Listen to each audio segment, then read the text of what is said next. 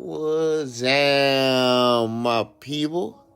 You're now tuned in to Me TV. Now, we gonna bring you all the stories about the stories that we need to bring you stories about. You feel me? So, that's what we gonna do. Some stories might be good, some stories might be tragic, but hey man, that's how these stories go. I don't make it up. Now we getting into it. You feel me? So look man, bang the like button. Bang that subscribe button. You see them on the screen. Yeah, them right there. Hit the like and subscribe, man. Hit that right there. Now we about to get started with our story. On August 9th, the life of Lakeisha Beelan and Justin Charles' son, Jayceon, went from playful to painful. My biggest fear with everything is, my child, might not be the same person that he was at first. Just a rough situation, to see him laying in the hospital bed like he is. Since the incident, Jayceon has been on a ventilator, suffered from kidney failure, brain damage, had multiple surgeries, and even coded twice. That's hard, on me. According to the family, Jayceon was burned while staying at a friend's house in Warren. There, they were roasting hot dogs, and that's when the family says the fire erupted.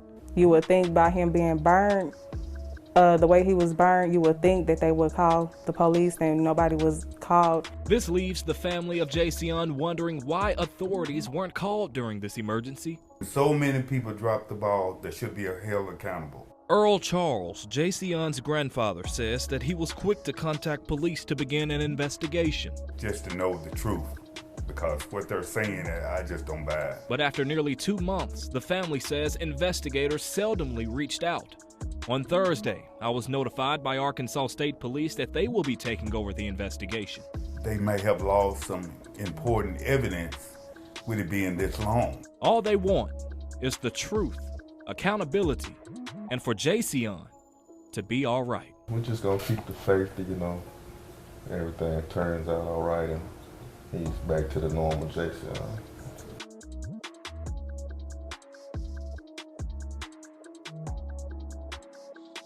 Yo, you already know I'm back with another one on Me TV 1.0. If you're new to the channel, man, and you just not coming through, show some love and give me that sub. And if you've been here for a while, man, like and share if you care. You already know, man, I appreciate every like. Drop down in that comment and let me know where you watching it and listening from. You feel me? And I ain't gonna hold y'all no longer because I like to bring awareness to cases like this, plus many other cases, domestic violence, senseless crimes, especially crimes amongst kids. So today we have 8-year-old Jayceon Charles. As of doing this video, he's probably like 10 or 11 because this happened in August of 2022. And Jayceon Charles, hold on. Before I skip to my hypothesis, let me give it to y'all how they gave it to me. The family of an 8-year-old burn victim is all smiles and has been discharged from the hospital after 5 months of recovery. Jayceon Charles was burned on August 9th, 2022, while at a friend's house on Bradley County Road 280 in Warren, Arkansas. According to his mom, Lakeisha Beelan, his burns led to him being on a ventilator, suffering from kidney failure, brain damage, multiple surgeries, even coding twice. I'm just glad and thank God he was able to come home, said Beeline. Jayceon says he was most excited to return home to his favorite activity, video games and basketball.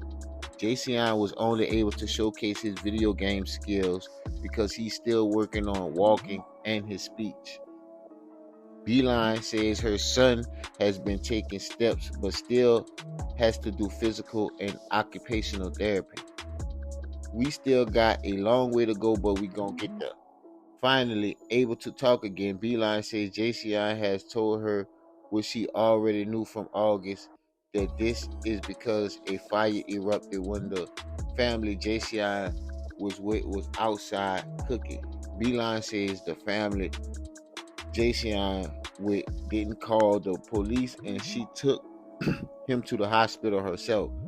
Because of this, the family wonders why authorities weren't called during this emergency. Arkansas State Police are investigating this incident.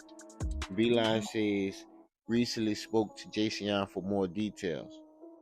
Wednesday, we reached out for an update and didn't hear back. So that's the end of that. So as you guys can hear what happened, but see, this is what the news reports don't tell you. The news reports do not tell you that this was a white family. This was a white family, so it leaves you to question how much of an accident was this really. And I don't know what the kids was doing or what the proximity of him and the fire was, but if there was roasting, to me, it's just my understanding. If there was roasting hot dogs, how the hell he get burned over all that part of his back? Like, I don't get it. I don't get it. It just doesn't make any sense. And we see senseless things like this happen to kids all the time. And you got to understand, this happened in Arkansas. Arkansas is rural. Is a rural area. Ain't too many spots in Arkansas is really developed like a city terms, as if you would have went to Houston or Atlanta or states like that, where you have actual developed cities. You know, Little Rock is rural. The capital of Arkansas is rural, and all the outstanding and outlying counties. So you could just imagine what type of people you dealing with, and just to have an understanding as being a parent, right? This is why you say no. This is why you say no when your children is going somewhere outside of your supervision. Don't feel bad, because you saying no can simply save your child's life, children, or even your life. You feel me? Because you never know, especially, and I'm not gonna say I hate to say this, but we have to be very aware and vigilant that these white folks know how to play a good game. These white folks know how to laugh and kiki in your face and really despise you in many different ways. You feel me? Me being a father and me being an overprotective father at that, this would be an automatic no, unless he's going with a trusted woman in the family, and trust me, she have to be trusted. He's not going, because it's not too many things an 8-year-old can defend himself from.